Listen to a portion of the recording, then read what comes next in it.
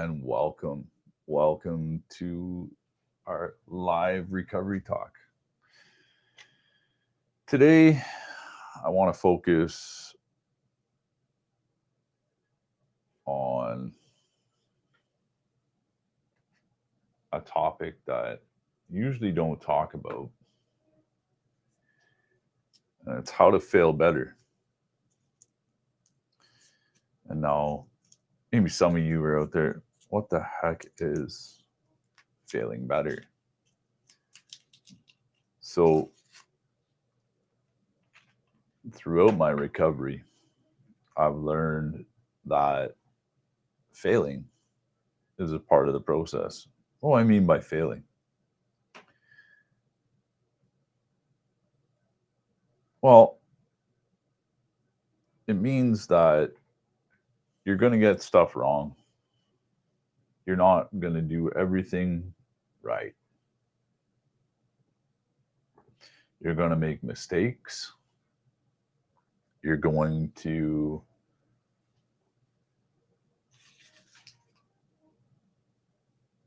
not do everything perfectly. You are going to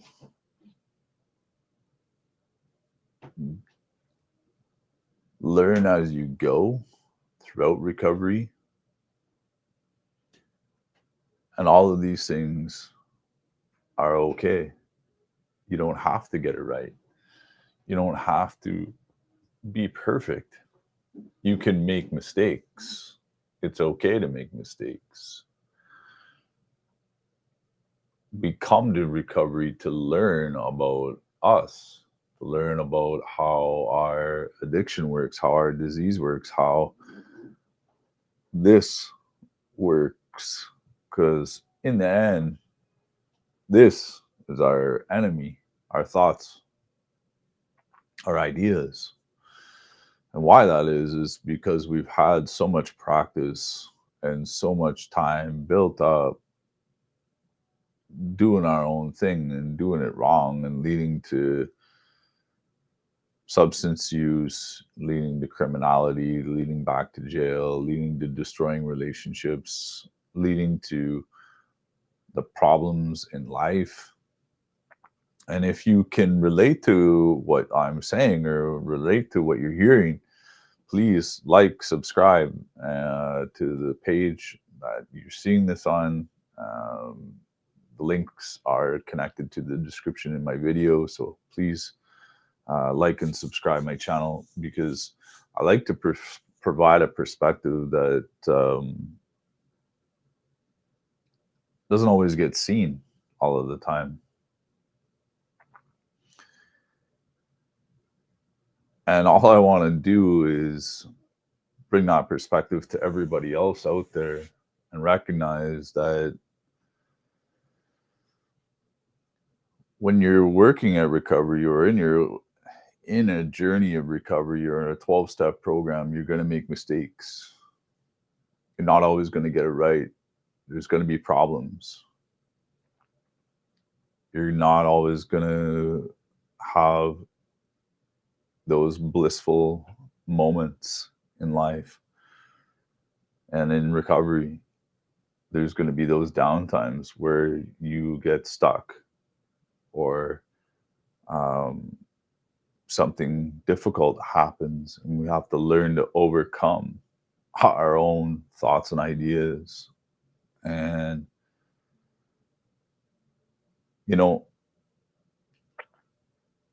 being okay with not getting it right all the time was something that I had to overcome, was something that I had to make sure to allow myself to do was get it wrong and be okay with not getting it perfect and not being perfect and not providing that perfect perspective. I had to be okay with making a mistake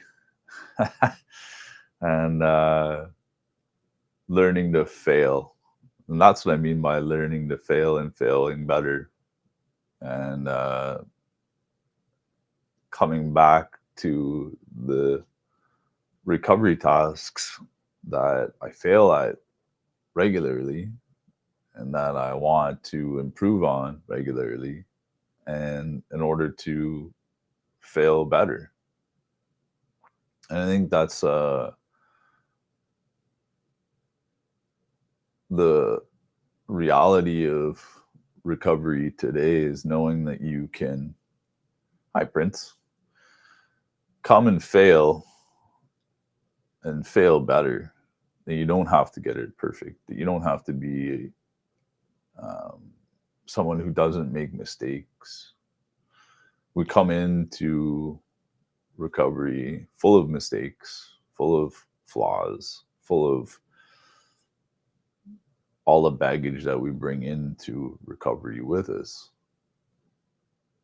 But when we get there, we expect all of that to just disappear and go away. We don't want to leave that baggage. We don't want to bring the baggage into recovery, but we don't want to recognize that that baggage comes with more problems. And then going forward, we're going to make mistakes. We're going to get stuff wrong. We're going to take some of that baggage with us. We're going to have troubles and problems and mistakes and errors. And we focus on those mistakes. And then we start to criticize ourselves and become very critical of our program, and start to focus on what we're doing wrong and how wrong we're doing it.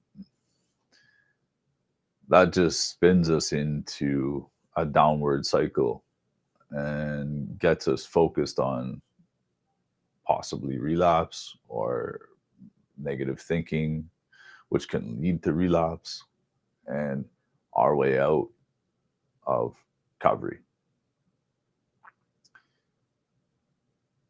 Learning to use the tools that are in recovery, though, is something that I had to learn to do, to overcome those negative thoughts, to overcome those negative ideas, to overcome those negative emotions that were in my head